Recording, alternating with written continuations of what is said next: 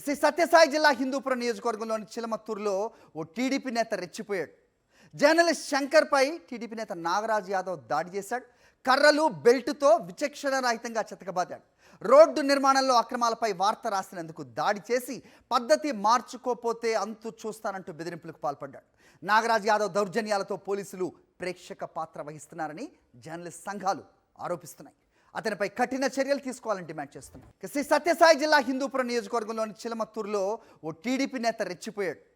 Journalist శంకర్పై TDP నేత నాగరాజ్ యాదవ్ దాడి చేశాడు. కర్రలు బెల్టుతో విచక్షణ రహితంగా చితకబాదాడు.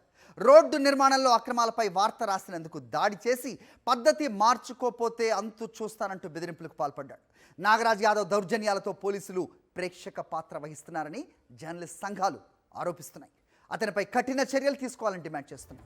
సాక్షి టీవీ ప్రసారాలను నిలిపివేయటం చట్టరీత్యా నేరం. సాక్షి టీవీ ప్రసారాల కోసం మీ స్థానిక కేబుల్ ఆపరేటర్ను వెంటనే సంప్రదించండి. DTH లో ఇంటర్నెట్లో కూడా సాక్షి టీవీ ప్రసారాలను వీక్షించవచ్చు.